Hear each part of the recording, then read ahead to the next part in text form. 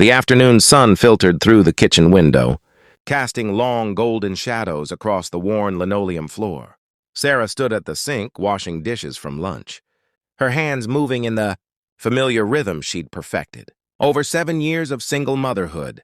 Outside, she could hear the twins laughing in the backyard, their voices bright and clear in the autumn air. Emma and Ethan were 7 now, 7 years of bedtime stories and scraped knees, 7 years of birthday. Cakes baked at midnight and school. Projects finished at the kitchen table. 7 years of doing it all alone. Sarah dried her hands on a faded dish towel and moved to the window. She watched as Emma pushed Ethan on the old tire swing that hung from the oak tree.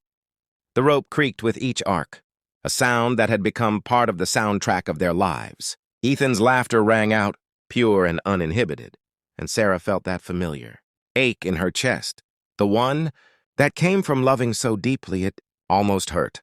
She thought about their father sometimes, less now than before, but still. In quiet moments like these, the memories would surface. Daniel. He'd been young when she told him about the pregnancy. Too young, maybe. They both were. She remembered the fear in his eyes, the way his hands had trembled. He'd left 3 days later, promising to send money, promising to come back when he figured things out. He never did. Sarah had stopped waiting after the first year. She'd built a life instead. A small life maybe, but a good one. She worked at the local library, surrounded by books and the quiet companionship of stories. The pay wasn't much, but it was steady. They had a roof over their heads, food on the table, and love. So much love it filled every corner of their modest house. The doorbell rang, pulling Sarah from her thoughts. She wasn't expecting anyone. On a Saturday afternoon in their quiet neighborhood, visitors were rare. She wiped her hands once more and walked through the living room, past the worn sofa and the bookshelf, overflowing with library discards she'd rescued over the years. Through the frosted glass of the front door, she could see a figure, tall, still, waiting. Sarah opened the door. The man standing on her porch was a stranger, and yet not a stranger at all. He wore an expensive suit, charcoal gray and perfectly tailored. His shoes gleamed in the afternoon light, but it was his face that made Sarah's breath catch in her throat. Older now, refined by time and success, but unmistakably the same face she'd once known by heart. "Hello, Sarah," Daniel said quietly. For a moment she couldn't speak, couldn't move. 7 years collapsed into seconds, and she was 22 again, holding a positive pregnancy test, wondering how to tell the boy she loved that everything was about to change. "What are you doing here?" Her voice came out steadier than she felt. Daniel's eyes were different than she remembered. Less afraid, more certain. "I came to see them, to see you. I know I have no right to just show up like this, but—" He paused, seeming to search for words. "I need you to know that I never stopped thinking about you." About them. Sarah's hand tightened on the doorframe. Behind her, through the house, she could still hear the twins playing. Their world, so carefully built, so carefully protected, suddenly felt fragile. "You left," she said simply. "You promised you'd come back and you didn't." "I know." Daniel's jaw tightened. "I was terrified. I ran. I thought I was doing the right thing, giving you space to build a life without dragging you down. I was broke, Sarah, directionless. I thought you deserved better, so you gave us nothing instead." The words hung in the air between them. Daniel nodded slowly, accepting the weight of them. "I built a company," he said after a moment. "Started with nothing, worked every hour I could. I told myself that once I had something to offer, once I was someone you could be proud of, I'd come back. I became successful, very successful. But success doesn't erase mistakes, does it?" Sarah studied his face. She could see the exhaustion there beneath the polish. The loneliness. Success, she realized, had not made him happy. "Mom?" Sarah turned. Emma stood in the hallway, her dark hair tangled from playing. Her eyes, Daniel's eyes, curious and cautious. "Who's that?" Emma asked. Sarah's heart hammered. This moment. This impossible moment she'd imagined 1,000 different ways. She looked at Daniel and saw tears gathering in his eyes as he looked at his daughter for the first time. "Emma," Sarah said gently, "go get your brother. Come to the living room. There's someone I need you both to meet." The next hour passed in a blur of careful words and cautious glances. The twins sat on the sofa, pressed close together the way they always did when they were uncertain.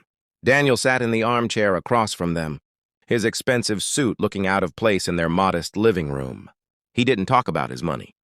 He didn't talk about his company or his success. Instead, he told them about being scared when he was young, about making a terrible mistake, about spending 7 years working to become someone worthy of asking for forgiveness. "I don't expect you to understand," he said to Emma and Ethan. "I don't expect you to forgive me, or even to want me in your lives. But I want you to know that every day I was gone, I thought about you. Every success I had felt empty because you weren't there to share it." Ethan, always the quieter of the twins, spoke first. "Did you really not know about us? Mom said you knew." "I knew," Daniel said, his voice breaking slightly. "And I ran anyway." "I'm sorry." The room fell silent. Sarah watched her children process this information, their young faces serious with thought. She wanted to protect them from pain, but she also knew they deserved the truth. Emma looked at her mother, then back at Daniel. "Are you going to leave again?" It was the question that mattered. The only question, really. Daniel shook his head. "No, not unless you want me to. I'm here to stay. I'm here to be whatever you need me to be, even if that's just someone who pays child support and sends birthday cards. But I'm hoping, maybe over time, you might let me try to be more than that." Sarah felt tears prick her eyes. This wasn't the reunion she'd imagined in those early years when she'd been angry and hurt and desperately tired. This was quieter, more real, more painful and more hopeful all at once. "We can start slow," she heard herself say. "Dinner next Saturday, here, 6 o'clock. Don't be late." Daniel's face transformed with hope and gratitude. "I won't be." "Thank you, Sarah." After he left, Sarah sat on the porch steps and watched the sun sink lower in the sky. The twins were back on the tire swing, processing in their own way through movement and play. Emma pushed Ethan, and the rope creaked its familiar song.